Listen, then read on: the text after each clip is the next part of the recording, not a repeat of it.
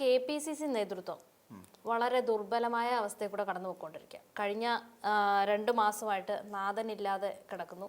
ഈ പറയുന്ന പോലെ അതിന് മുന്നേ പ്രവർത്തനമൊക്കെ കണക്കായിരുന്നു എങ്കിൽ കൂടെയും വളരെ മോശമായിട്ടുള്ള അവസ്ഥയിലോട്ട് ഇപ്പോൾ KPCC എത്തി. ഇപ്പം KPCCയുടെ പുതിയ അധ്യക്ഷ സ്ഥാനത്തോട്ടുള്ള ആളെ തിരഞ്ഞെടുക്കുന്നതിൽ വരെ ഇപ്പോൾ ചെറിയ രീതിയിലുള്ള കല്ലുകടിയും ഈ പറയുന്ന അഭിപ്രായ വ്യത്യാസങ്ങളും ഒക്കെ തുടങ്ങിയിട്ടുമുണ്ട്. ശരിക്കും പറഞ്ഞാൽ എന്താണ് സത്യം ഇപ്പം നിലവിലെ അവസ്ഥ എന്താണ് നമ്മുടെ KPCCയുടെ? KPCC എന്ന് വെച്ച് കഴിഞ്ഞാൽ KPCC സംബന്ധിച്ചിടത്തോളം അതിനൊരു നല്ല കാലം ഉണ്ടായിരുന്നു എന്നുള്ളതാണ്. അതായത് സണ്ണി വക്കീൽ KPCC അധ്യക്ഷ സ്ഥാനത്തേക്ക് വരുന്നതിന് മുൻപ് വരെ KPCC അല്ലെങ്കിൽ കേരളത്തിലെ കോൺഗ്രസ് പ്രദേശ് കമ്മിറ്റി എന്നുള്ളതാണ്. അപ്പം കേരളത്തിലെ ആ കോൺഗ്രസ് പാർട്ടിക്ക് ശക്തമായൊരു മുന്നേറ്റം ഉണ്ടാകും എന്ന് തന്നെയാണ് കരുതിയിരുന്നത്. അതുമായി ബന്ധപ്പെട്ടുകൊണ്ട് നമുക്കറിയാം സുധാകരൻ KPCC അധ്യക്ഷനായി വന്ന സമയത്ത് വലിയൊരു മാറ്റം കോൺഗ്രസിനകത്തുണ്ടായി.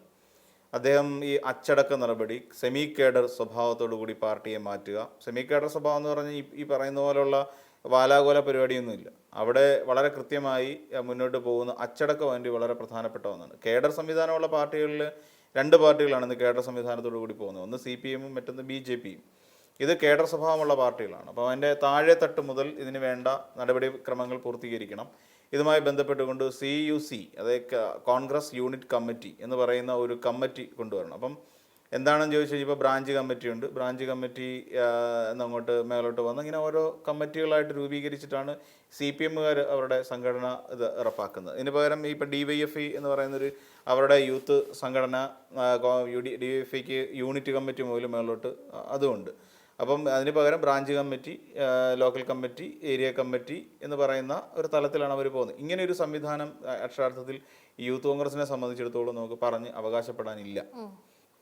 അങ്ങനെ ഒരു പ്രശ്നമുണ്ട്. അപ്പം ഇങ്ങനെ ഒരു സംവിധാനത്തിലേക്ക് ഒരു കേഡർ സ്വഭാവത്തോടു കൂടി പാർട്ടിയെ മാറ്റുകയും പാർട്ടിക്ക് വേണ്ട രീതിയിൽ മുന്നോട്ട് പോകാവുന്ന തരത്തിൽ അച്ചടക്കം എന്ന് പറയുന്ന ഒരു സംവിധാനം ഈ പാർട്ടിക്കുള്ളിൽ കൊണ്ടുവരണം എന്ന് ഏറെ ആഗ്രഹിച്ചവരാണ് സുധാകരൻ.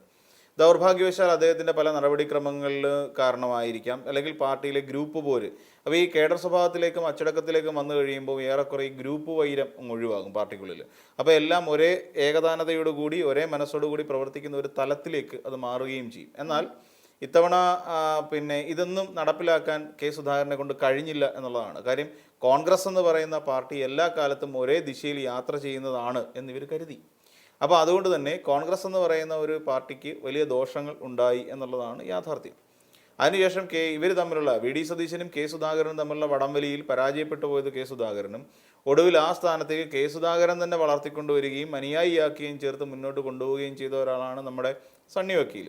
അങ്ങനെ വന്ന സാഹചര്യത്തിൽ സണ്ണി വക്കീൽ പതുക്കെ ഈ പിന്നിലേക്ക് പോകേണ്ട ഒരു അവസ്ഥയിലേക്ക് സണ്ണി വക്കീലിനെ എത്തിച്ചേരുകയും ചെയ്തു.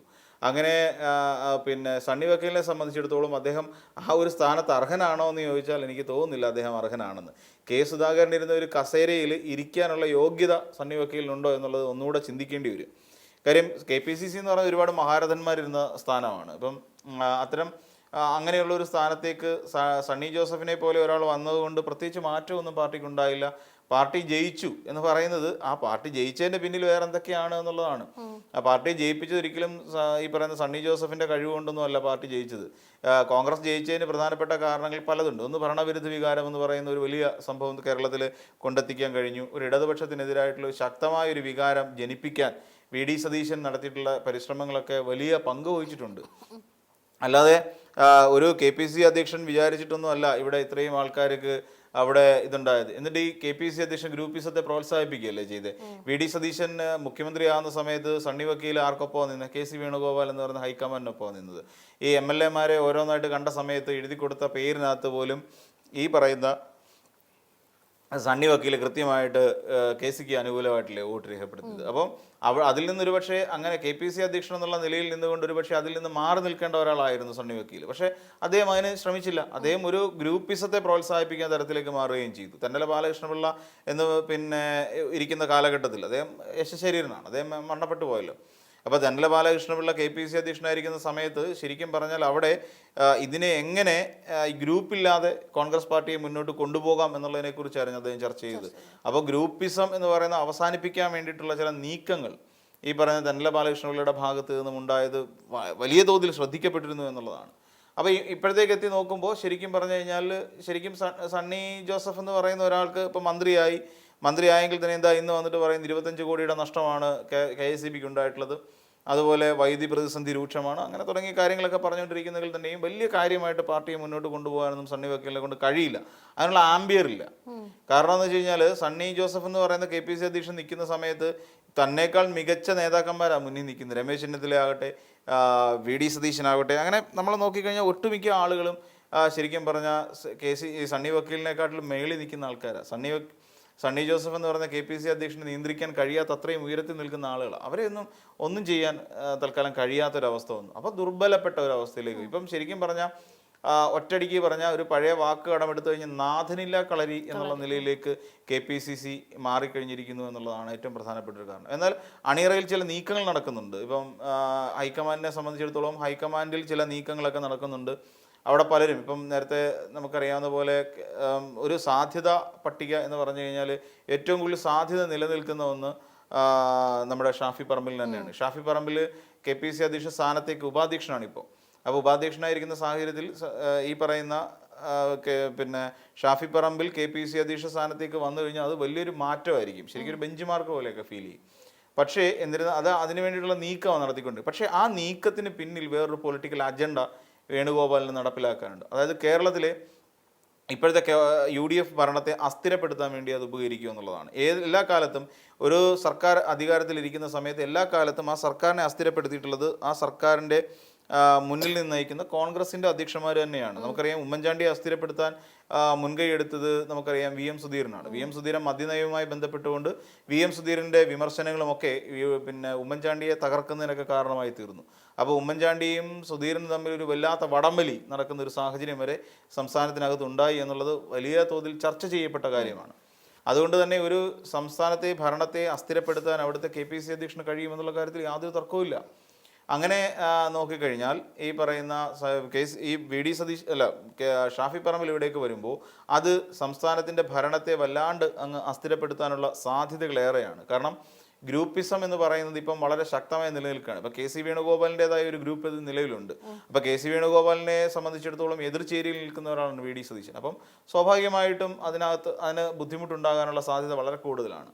പക്ഷേ നമ്മൾ ഇങ്ങോട്ടേക്ക് നോക്കുമ്പോൾ ഒരു തോമസ് ജോസഫ് വാഴക്കൻ എന്ന് പറയുന്ന ഒരു നേതാവ് ഏറ്റുമാനൂർ ഇത്തവണ മത്സരിക്കാൻ തയ്യാറെടുത്തിരുന്ന അദ്ദേഹം വലിയ മികച്ച ഒരു സംഘാടകനാണ്. അദ്ദേഹത്തിന് ഈ കാര്യങ്ങളെല്ലാം നേരിട്ട് കൊണ്ടുപോകാൻ കഴിയുന്ന ഒരാളാണ്. അദ്ദേഹം പരിഗണനയിലുള്ള ഒരാളാണ്. KPCC അധ്യക്ഷ സ്ഥാനത്തേക്ക് വരാൻ എന്തുകൊണ്ട് യോഗ്യൻ ആയിരിക്കുന്നതും ഇപ്പം ഷാഫി പറമ്പലിനേക്കാൾ ഭരണപരിചയം കൊണ്ടാണെങ്കിലും അല്ലെങ്കിൽ എക്സ്പീരിയൻസ് എന്ന് പറയുന്ന ഒരു സാധനം വളരെ വലുതാണ്. അദ്ദേഹം എത്രയോ കാലമായി കോൺഗ്രസിനകത്ത് പ്രവർത്തിക്കുന്ന MLA ആയിരുന്നിട്ട് ഒക്കെ ഉള്ള ഒരാളാണ് ജോസഫ്. ശരിക്കും പറഞ്ഞാൽ ഇപ്പൊ KPCCക്ക് ഏറ്റവും അത്യാവശ്യം അതാണ്. അതായത് പ്രവൃത്തി പരിചയം, അതായത് നല്ല രീതിയിൽ കൊണ്ടുപോകാൻ, അതായത് നേരത്തെ ഉണ്ടായ പോരായ്മകളെ ഒക്കെ പരിഹരിച്ചുകൊണ്ട് മുന്നോട്ട് കൊണ്ടുപോകാൻ തക്കവണ്ണം കഴിവുള്ള ഒരാൾ വരണം. അങ്ങനെ ഒരാൾ വന്നെങ്കിൽ മാത്രമേ ഇത് കോൺഗ്രസ് എന്ന് പറയുന്ന ഒരു പാർട്ടി രക്ഷപ്പെടത്തുള്ളൂ.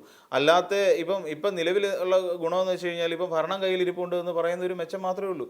അല്ലാതെ കോൺഗ്രസ് സംഘടനാപരമായി ദുർബലമാണ്. നമ്മൾ വിചാരിക്കുന്നത്ര സ്ട്രോങ് അല്ല.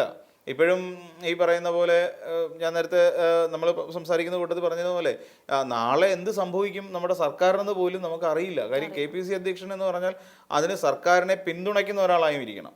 അപ്പോൾ അങ്ങനെ നോക്കുമ്പോൾ ഏറ്റവും മികച്ച ഒരു സംഘാടകനായിട്ടും പ്രവൃത്തി പരിചയം കൊണ്ടും എല്ലാം മുൻനിരയിൽ നിൽക്കുന്ന ഒരാൾ ഈ പറയുന്ന ജോസഫ് വാഴക്കൻ തന്നെയാണ്.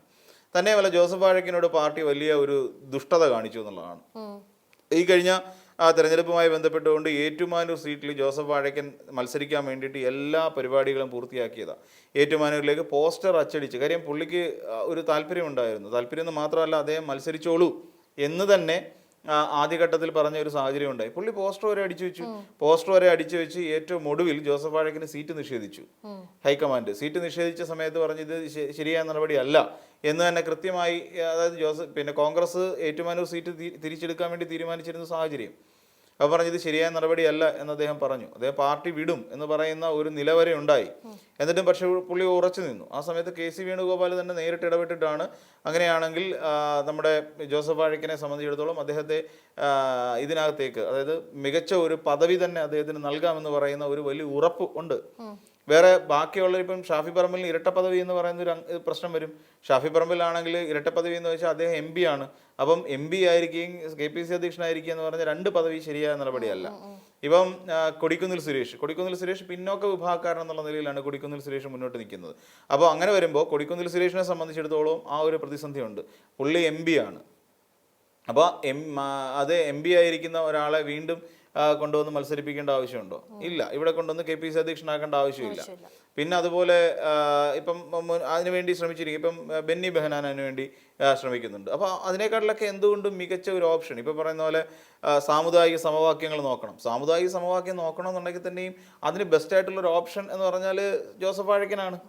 സാമുദായിക സമവാക്യങ്ങൾ അനുസരിച്ചിട്ടാണെങ്കിലും ഇരട്ടപ്പദവിയുടെ പ്രശ്നം അനുസരിച്ചിട്ടാണെങ്കിലും സംഘടനാ മികവ് കൊണ്ടാണെങ്കിലും ഈ പിന്നെ ചില മധ്യ കേരളത്തിൽ നിന്ന് ഉള്ള ഒരു പ്രതിനിധി എന്നുള്ള നിലയിൽ അദ്ദേഹത്തിന് വളരെയധികം പ്രാധാന്യം കൊടുക്കണം.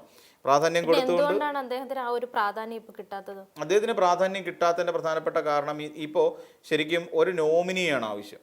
അല്ലാതെ കേരളത്തിന്റെ KPCC വളർത്താൻ വേണ്ടിയിട്ട് സംഘടനാ പാഠവുമുള്ള ശക്തനായ ഒരു നേതാവിനെ അല്ല അവർ തിരയുന്നത്. അവർക്ക് വേണ്ടത് ഒരു നോമിനി ഇറക്കി കളിക്കുക. അതായത് ഈ നോമിനി വരുമ്പോൾ ഉള്ള പ്രധാനപ്പെട്ട പ്രശ്നം എന്ന് വെച്ചാൽ കോൺഗ്രസിൽ ഒരു ഭരണം അസ്ഥിരപ്പെടും. നമ്മുടെ സംസ്ഥാന സർക്കാരിൻ്റെ ഭരണം അസ്ഥിരപ്പെടാനുള്ള സാധ്യതയുണ്ട്. അത് നമ്മൾ കാലാകാലങ്ങളായി കണ്ടുവരുന്ന ഒരു ചരിത്രപരമായ പശ്ചാത്തലം അതിനുള്ളത് കൊണ്ടാണ് പറയുന്നത്. ഇപ്പം ഈ ഷാഫി പറമ്പിൽ വന്നു കഴിഞ്ഞാൽ തന്നെയും ഈ ഒരു പ്രശ്നം ഉണ്ടാവും. ആരുടെ നോമിനിയായിട്ടായിരിക്കും വരുന്നത്? KC വേണുഗോപാൽ നോമിനിയായിട്ടായിരിക്കും വരുന്നത്. അപ്പോൾ KC വേണുഗോപാലിൻ്റെ മുഖ്യ ശത്രു ആരാന്ന് ചോദിച്ചു കഴിഞ്ഞാൽ നമുക്ക് കണ്ണും പൂട്ടി പറയാം. ഏതൊരു കൊച്ചുകുട്ടിയോട് ചോദിച്ചാലും കണ്ണും പൂട്ടി പറയാം അത് VD സതീശനാണെന്ന്. അപ്പം VD സതീശൻ അങ്ങനെ ഒരു നിലപാടിലേക്ക് നിൽക്കുന്നു.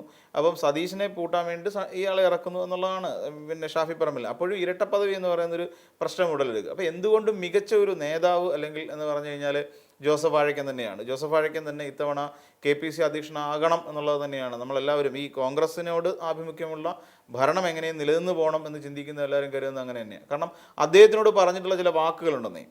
ഈ ജോസഫ് വാഴക്കനോട് സ്ഥാനാർത്ഥി പട്ടികയിൽ നിന്ന് മാറി നിൽക്കാൻ പറയുമ്പോൾ അത്രയും ഏകദേശം 1 ലക്ഷത്തോളം പോസ്റ്റർ അടിച്ചടിച്ച് വെച്ചിരിക്കുകയായിരുന്നു ജോസഫ് വാഴക്കൻ. അപ്പോൾ പുള്ളിയോട് പറയാണ് നിങ്ങൾ മാറി നിൽക്കും ഇത്തവണ തെരഞ്ഞെടുപ്പ് രാഷ്ട്രീയത്തിൽ നിന്ന്. അപ്പോൾ ചോദിച്ചാൽ എനിക്കെന്ത് കിട്ടും?